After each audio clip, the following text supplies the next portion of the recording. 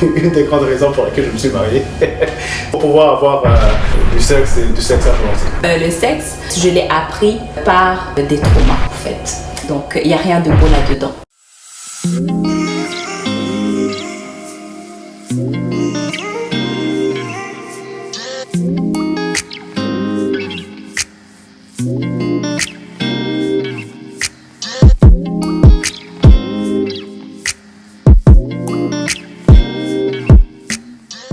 Bienvenue chez Simple Truth. Mon nom est Detlef, je suis accompagné de la belle Samantha. Donc voilà. Donc ça fait longtemps. Mais encore une fois, merci de votre patience, merci de nous encourager, merci de toujours être là pour nous, chers téléspectateurs. Donc aujourd'hui, pour finir l'année, donc on va parler d'un sujet qui nous tient trop à cœur. Oui. Donc un sujet pas mal important, surtout dans la vie de couple. Comme le titre le mentionne, on va parler de sexualité aujourd'hui.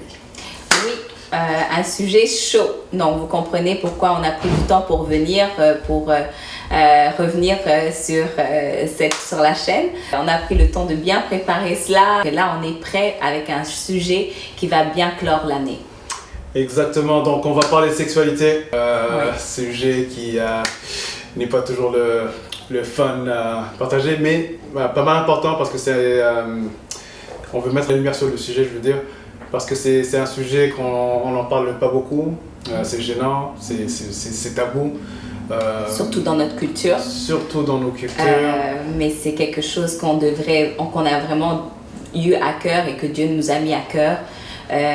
Dans les choses qui amènent souvent des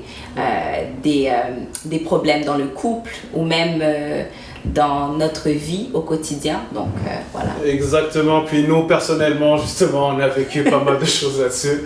Donc on s'entend que oui. On a pas mal de choses à partager là-dessus. Puis comme on dit, les démons les plus mauvais, ce sont les démons qui sont cachés. Donc aujourd'hui on va en parler, puis dans l'espoir que ça va pouvoir vous aider, pas juste les couples, on veut surtout aider les célibataires. Tout le monde, parce que la sexualité ça touche tout le monde et puis on pense que c'est un sujet quand même assez vaste, mais on va essayer de résumer le tout pour pouvoir le faire au moins en 2 vidéos. Donc on va commencer par une partie, puis on va aller avec des points qu'on a pu récolter pour pouvoir vous donner tout le contenu nécessaire pour vous, chez vous et là où vous êtes. Yes. Bon. Yes. Alright. Donc on y va? Oui. Donc là, on va commencer par parler de sexe. Donc qu'est-ce que tu dirais qui est dangereux avec d'avoir des rapports sexuels avant le mariage? Bon. Moi, je dirais, je vais aller avec tout simplement mon vécu, au fait. C'est vraiment le sexe. Pour moi, ça a été toujours, je l'ai appris par des traumas, en fait. Donc, il n'y a rien de beau là-dedans. On va aller vraiment directement sur les points. Moi, ça a été dans des abus. Donc, j'ai pas eu une bonne relation avec cela.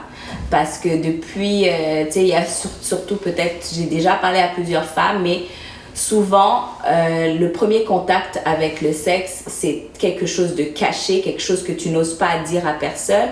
Et souvent, tu peux l'apprendre par des abus, soit un oncle ou un cousin, ou ça peut être aussi un ami des parents ou qui que ce soit. Donc, c'est pas quelque chose que je dirais que j'ai eu comme j'ai pas eu une bonne base là-dessus et j'ai pas été protégée, je me suis même pas protégée moi-même par manque de communication parce qu'on n'en parle pas dans notre culture.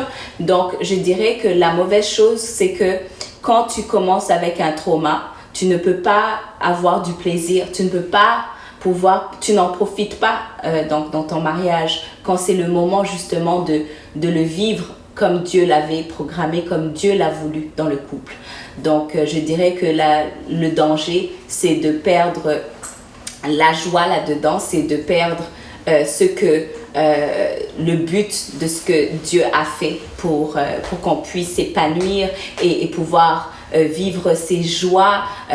Et donc, c'est je dirais ça. Je vais commencer par ce point. Je dirais le danger, c'est de perdre cette flamme, de voir cela comme une belle chose.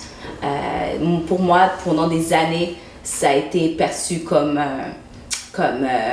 quelque chose que tu es obligé de faire pour plaire à ton copain, pour qu'il reste avec toi, parce que tu sais même pas dans quoi tu t'emballes, mais tu sais que quand tu le fais, l'homme est satisfait et est content, et puis tu peux avoir tout ce que tu veux, et puis tu vas peut-être avoir la paix et être apprécié ou accepté. C'était comme un outil de négociation dans le fond pour avoir ce que tu voulais. Voilà. Pour avoir de l'amour, de l'attention. C'est ça, de drogue. Donc. Et justement, justement c'est quelque chose qui malheureusement arrive dans pas mal de couples aussi. Mm-hmm. Et ça m'a pris du temps aussi pour te convaincre, parce que justement, c'est pendant justement le mariage surtout, mm-hmm. c'est là où je l'ai plus remarqué justement, où moi personnellement ça m'a teigné dans le sens où j'étais comme non, t'es pas une prostituée, mm-hmm. ok? Donc, t'as pas besoin de le faire si toi tu le veux pas. Mm-hmm. Donc, justement, je pense qu'on en a parlé, et c'est des choses qui malheureusement atteignent le couple lorsqu'on est dans le mariage. Mm-hmm. Donc, c'est plus quelque chose c'est supposé être quelque chose de bon pour toi aussi. Oui, tu comprends? Mais ça t'a été volé à un très jeune âge. Donc, comme tu as été comme volé, c'est comme on dit, l'ennemi vient pour tuer, dérober. Et moi, je dirais que voler, tu sais, il a volé la joie de cela.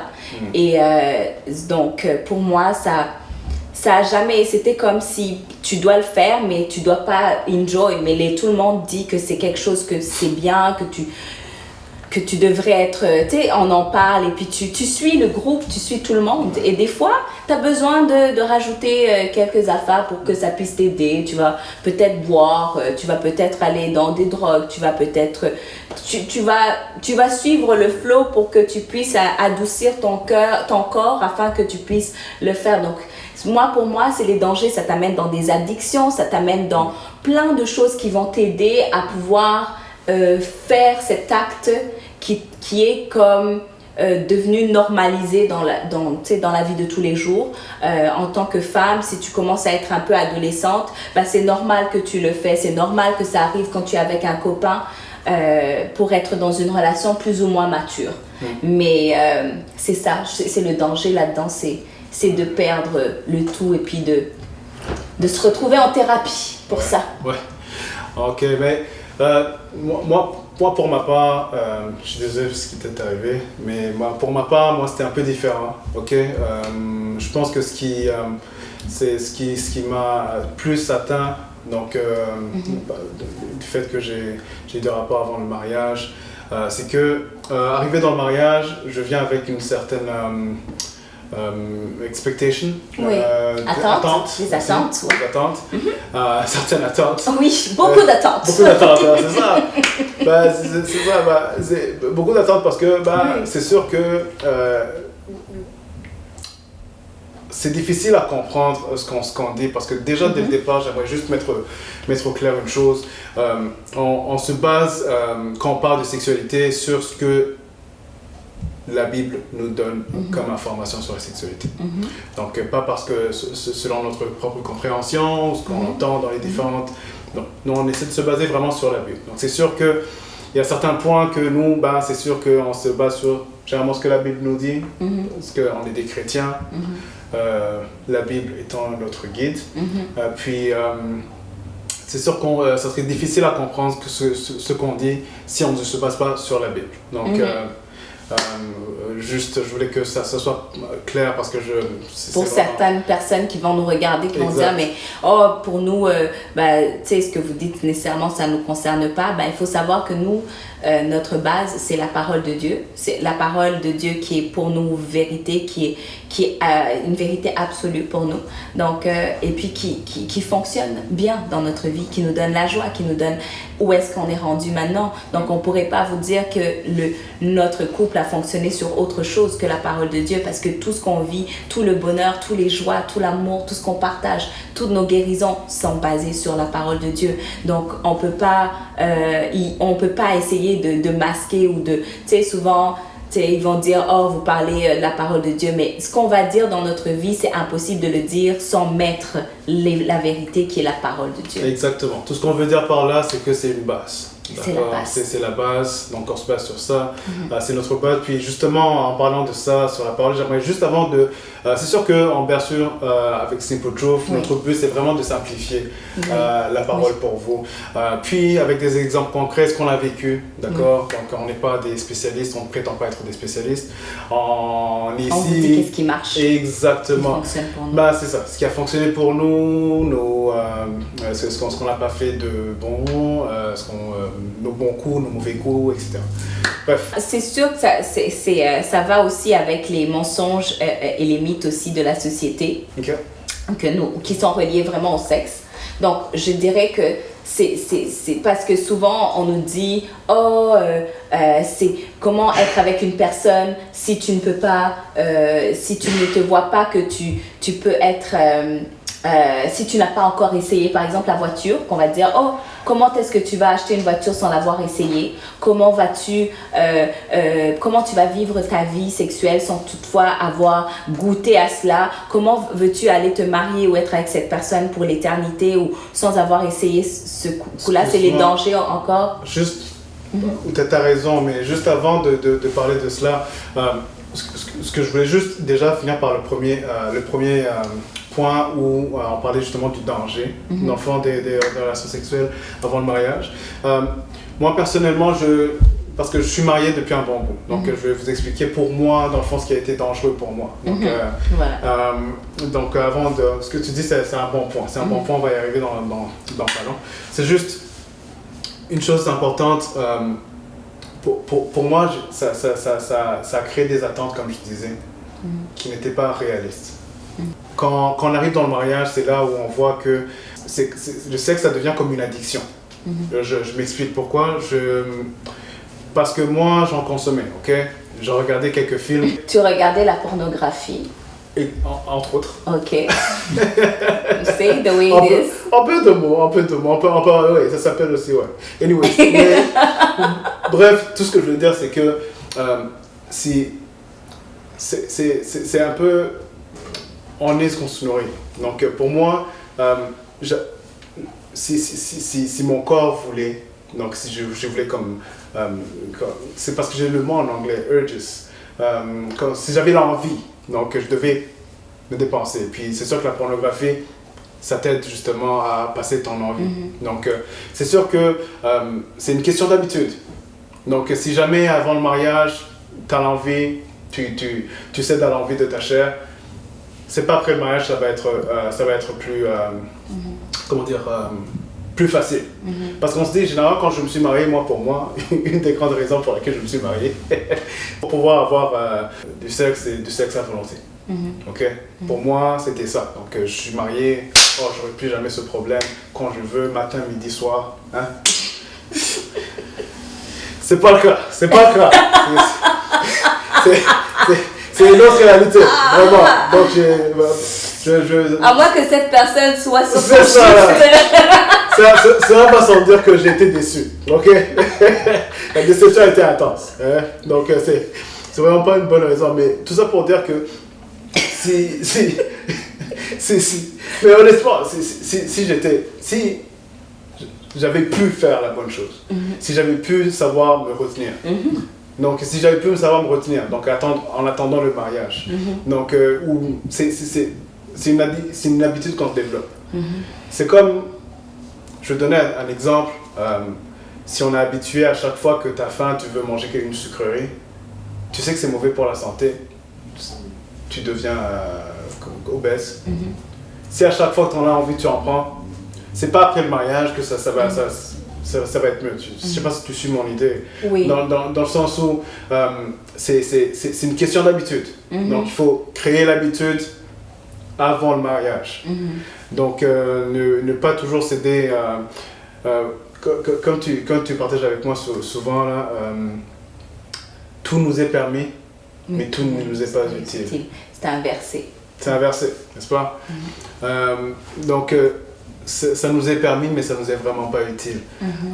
Et passer le mariage, j'ai vu à quel point, parce que c'est quelque chose justement que je me tournais dessus pour pouvoir me sentir bien dans mon corps. Et j'ai remarqué pour moi que c'était devenu une idolâtrie. Donc, c'est ça. Donc, il n'y a qu'un seul Dieu. Puis, bref, ça c'est un des dangers que je trouve qu'il y a. Puis, bien sûr, il y a ce qu'on appelle les soul ties. Tu vas nous en parler un peu plus. Oui, quand tu as plusieurs partenaires. Exactement. C'est le danger, justement. Quand tu es habitué vraiment à avoir plusieurs partenaires, ben c'est quelque chose que tu te retrouves. Écoute, soul tie, c'est ce qu'il dit, c'est comme tu couches avec une personne, donc vous devenez un. Donc, tout, que ce soit les démons, que ce soit tout ce que tu... Donc, vous devenez un. Quand tu fais l'amour avec la personne, tu as du sexe avec la personne, directement, vous devenez un seul. Alors, avec qui tu es en train d'être un? Est-ce que tu es capable de te dire que dans une seule nuit, tu viens d'avoir un transfert d'une personne, donc c'est-à-dire tu viens d'avoir un transfert de toutes les générations avant de cette personne. Donc, quand tu commences à comprendre et à pratiquer en allant vers le Seigneur, tu commences à pratiquer, à voir comment c'est quelque chose de... le travail qu'il y a derrière, où tu vas dans les séminaires ou dans les rencontres, où tu fais du travail pour enlever tout ce qui est de tes ancêtres et tu réalises toutes les personnes avec qui tu as eu des rapports sexuels. The whole work behind, le travail qu'il y a derrière, si on peut l'éviter, c'est à éviter. Parce que ça amène beaucoup de souffrance, ça amène beaucoup d'introspection, de travail d'introspection, de clean-up, le nettoyage à faire. Donc, c'est pour ça qu'on dit que vraiment, c'est tous les dangers qui sont reliés à avoir des rapports sexuels avant le mariage. Avant, tu sais, on disait, oh non, tu sais, les gens qui vont le dire, c'est parce que, oh, ils l'ont pas vécu, ils savent pas. Nous, on l'a fait, on l'a vécu et on va pas vous mentir ici que, oui, on n'a pas eu des rapports sexuels avant le mariage. Nous, on l'a fait. Mais tous les problèmes et les dégâts qu'on a dû passer à travers, c'est pas quelque chose qu'on conseillerait à quelqu'un de passer à travers. Si on peut l'éviter, moi personnellement, je vous dis, barricadez-vous, arrangez-vous d'être entouré avec plein de personnes, arrangez-vous si vous avez un copain, soyez dans un environnement où vraiment vous êtes bien entouré. En tout cas, je ne vais pas aller plus en détail, mais c'est juste pour vous dire que c'est vraiment un chemin qu'on ne conseille à personne. Oui, mais surtout, écoutez, et encore une fois, on est les dernières personnes à juger. Si on parle de ça, vraiment, on partage justement pour que vous n'ayez pas à tomber dans les mêmes erreurs, à commettre les mêmes erreurs qu'on a commises. Et honnêtement, c'est à perdre 8 ans. 8 ans de mariage, de bonheur, ça fait partie aussi des choses qui nous ont fait retarder à avoir ce bonheur qu'on vit actuellement. Parce que tout le travail qui était derrière, mais bon. Et là aussi, on travaille toujours. Oui, c'est pas, on prétend pas être parfait ou des anges. On n'est pas là où on était, mais il y a du chemin à faire. C'est sûr que là, présentement, déjà, le fait de comprendre ce qu'on veut, donc par rapport à notre intimité, donc l'intimité sexuelle, on va dire ça, c'est déjà un pas vers la bonne direction. Mais surtout, je veux juste que les gens comprennent que on comprend, on a été jeunes, parce que le message aussi, c'est pas juste pour les couples. On veut vraiment juste que, surtout les jeunes célibataires, que votre esprit soit alerte, que vous le faites ou pas présentement, au moins que vous le sachiez, ou priez pour avoir une révélation là-dessus. Parce qu'honnêtement, nous, c'était bien moi personnellement, je veux pas être hypocrite, c'est quand je le vivais, c'était bon, c'est comme la cigarette, tu la prends quand t'es jeune, c'est bon, c'est fun sur le moment, mais ce que ça donne après, c'est c'est juste une bombe à retardement. Donc, je ne sais pas si je m'exprime correctement là-dessus, mais c'est vraiment c'est une bombe à retardement. Donc, c'est sûr que sur le champ, c'était bon. Ok, c'est comme tu te sens... tu te sens un homme. Un homme, hein, c'est hein? super Tu as plusieurs conquêtes. Hein? Plusieurs conquêtes, c'est comme oh là là, hein? Ok, il y a tes amis qui t'applaudissent, c'est comme, surtout les gars, c'est quoi? Je suis rendu à un point où je regrette, moi, d'avoir eu des relations sexuelles avant. Et je sais que c'est incompréhensible pour toute personne normale vivant dans le monde, parce que c'est... Je pense que les gens ici, là où est rendu le monde, plus t'as de compagnes, plus t'es, comment dire, pour... A king, like you look like a king. You're the man, ok? Maintenant, si t'arrives à gérer une seule femme, et que tu fais d'elle une seule femme, pour moi, you're the man. Et c'est le combat le plus difficile. That's true. Non, honnêtement, c'est vraiment le combat le plus difficile. Puis, je pense que j'ai parlé trop. Hein. Ce que tu dis, c'est intéressant. Oui, okay, je t'écoute. mais voilà, sinon, c'est vraiment, comme je disais, pas dans le but de juger, on est là pour partager. Oui. On est là pour guérir ensemble. Oui. Puis...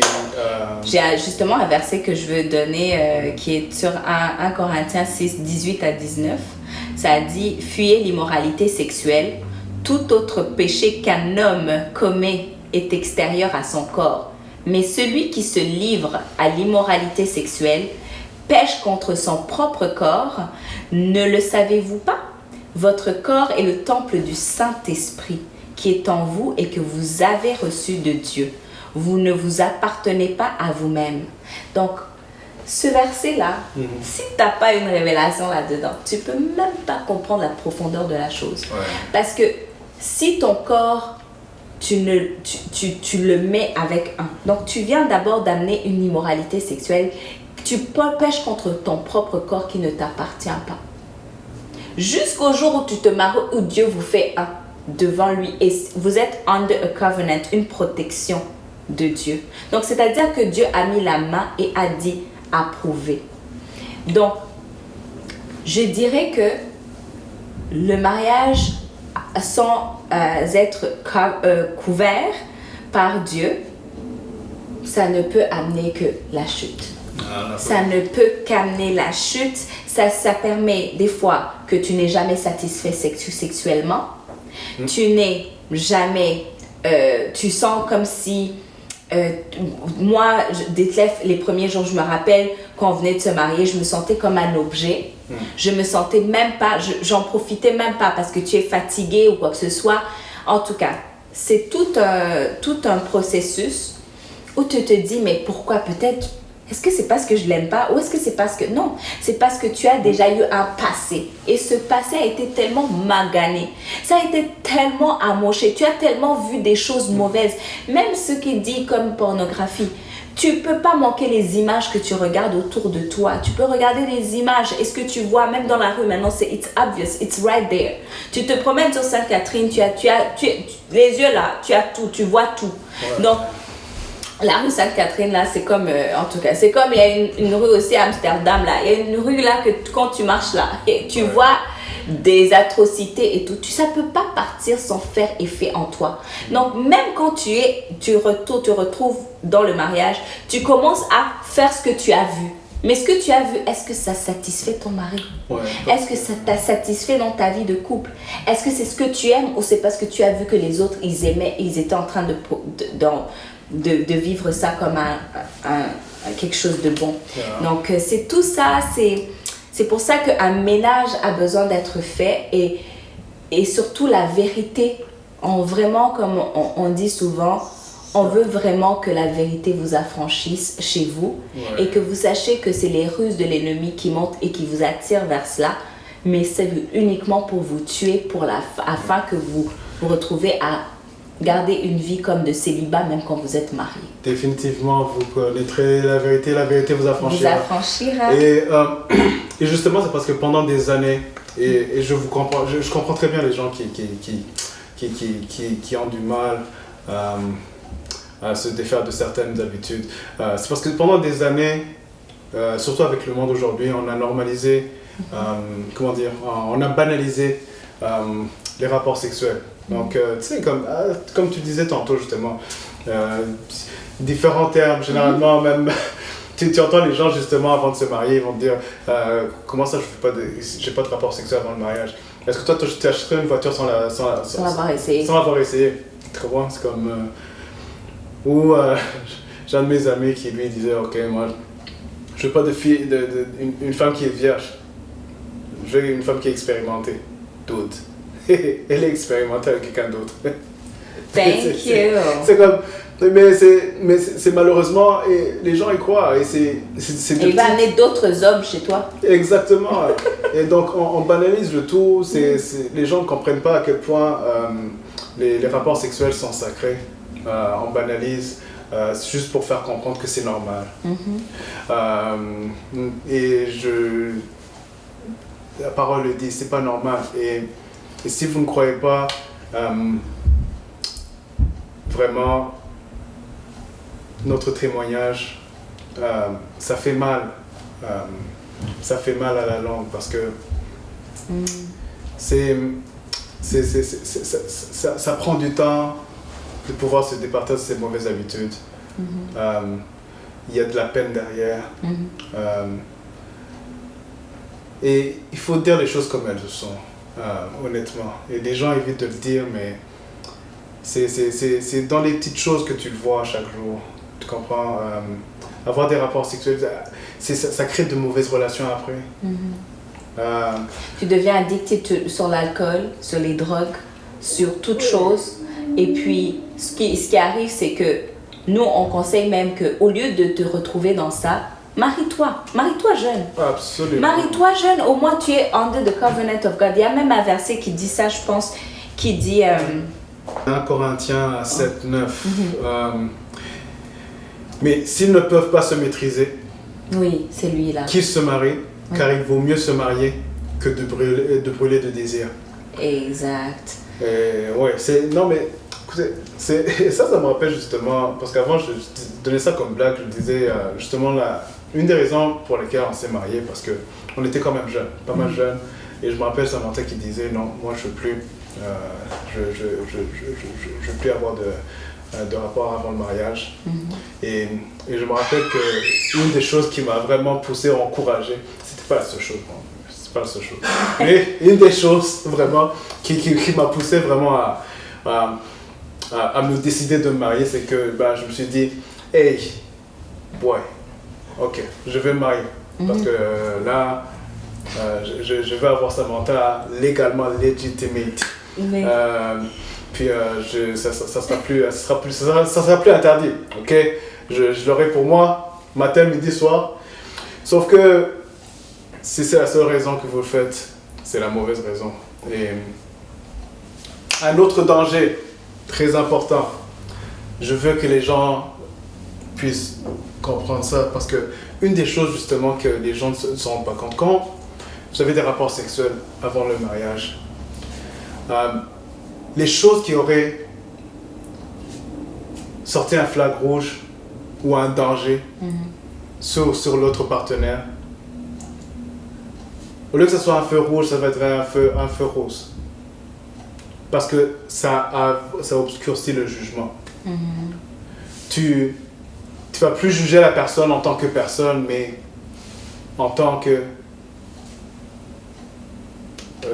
le partenaire sexuel. Je ne sais pas si tu comprends la nuance un peu. Ça obscurcit le jugement lorsqu'on a des rapports sexuels. Donc généralement, si jamais tu avais un problème, quelque chose que tu aurais normalement vu, et que tu sais que tu ne pourrais pas vivre avec, mais parce qu'il y a eu des rapports sexuels, c'est plus si... important. C'est plus si important. Ce n'est plus... en fait, ce que tu veux dire, c'est que tu n'as plus de boundaries. Boundaries, en français... Non, pas nécessairement boundaries. c'est pas boundaries, mais... Tu ne vois plus d'alerte, tu ne vois plus que, par exemple, si quelqu'un, tu vois un comportement qui est mauvais, donc ce comportement-là ne te dérange plus parce que cette personne, tu en as besoin, parce que cette personne te fournit le sexe que tu as besoin. Donc finalement, si par exemple, tu avais par exemple, s'il te fallait un homme intelligent, responsable et tout ça, si la personne te fait du bien au lit, tu ne veux plus te concentrer sur les choses qu'il te fallait. Donc, c'est pour ça enlève tes boundaries, ça enlève tes limitations. Parce que pour toi, maintenant, ce qui te faisait qui tu es, ce n'est plus important. Tes valeurs, qui tu es, qu'est-ce que tu veux devenir, ne compte plus. Parce que tu as couché. Tu as couché avec le mal, en fait. Tu as déjà, c'est comme si t'es corrompu, voilà. Exactement. Et c'est la plupart des gens, justement, se retrouvent dans des problèmes juste après le mariage. Oui. Ok. Parce que après le mariage, finalement, ok, mais je ne m'étais pas rendu compte que cette personne était colérique. Hein? Je ne m'étais pas rendu compte que, c'était toujours là, mais parce qu'il y a un rapport sexuel, c'est tellement bon qu'on n'arrive plus donc, à s'en passer. Et puis le reste des problèmes, ce n'est plus aussi important. Sinon, écoutez, on va poursuivre justement. Oui, on veut parler après. Vidéo.